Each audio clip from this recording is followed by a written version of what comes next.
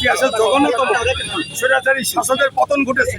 এর মধ্যে দিয়ে দেশবাসী বাক স্বাধীনতা, গণতান্ত্রিক অধিকার এবং দেশের মানুষের সার্বিকভাবে যে মুক্তি ঘটেছে। এখন আমরা চাই আমাদের যে আগে ছিল হিন্দু মুসলিমদের একটা এখানে যে ছিল এখানে যে একটা সংখ্যাগুরুর কথা ছিল, এই কনসেপ্ট বাতিল করে দিয়ে আমরা সবাই এদেশের গর্বিত নাগরিক, সমান অধিকার। এছাড়া আমি মনে করি আজকে আমাদের এই সুযোগে অনেক স্বার্থান্বেষী মহল, কুচক্রী যারা সম্পদ, বাড়িঘর, টাকা পয়সা আদায় করছে, লুণ্ঠন করছে, হিন্দুদের বাড়িঘর ঘোষণা আঘাত করছে। আমরা সকলে এর ধিক্কার জানাই, এর প্রতিবাদ করি।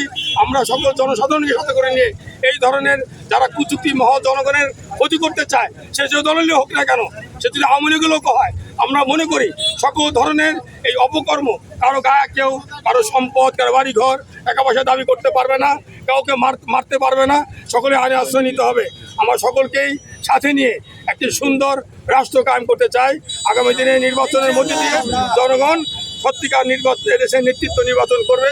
সকলকেই আমরা ধন্যবাদ জানিয়ে আমাদের আজকের কি কর্মসূচি প্রোগ্রাম ছিল, এখানে বৈষম্যবিরোধী আন্দোলনে যারা শহীদ হয়েছেন কুষ্টিয়াতে, তাদের উনি সাথে মত বিনিময় করেছেন, আর্থিক সহযোগিতা করেছেন। উনি ফেরার পথে দৌলতদিয়া আমাদের রাজবাড়ী জেলাবাসীর সাথে একটু মত বিনিময় বা পরামর্শ করে গেলেন। এই জন্য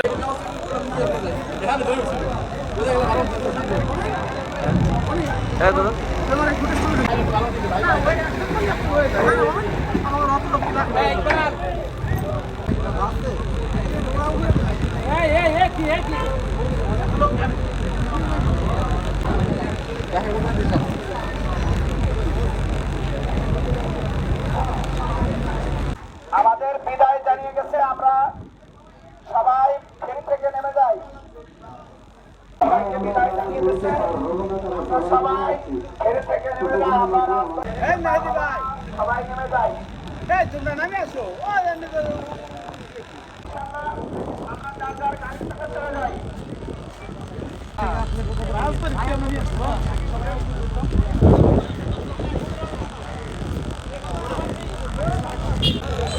আপনার হ্যাঁ, সবাই দাঁড়ান।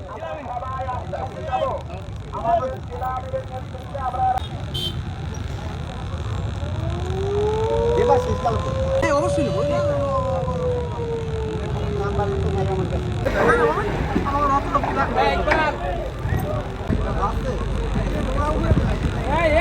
একবার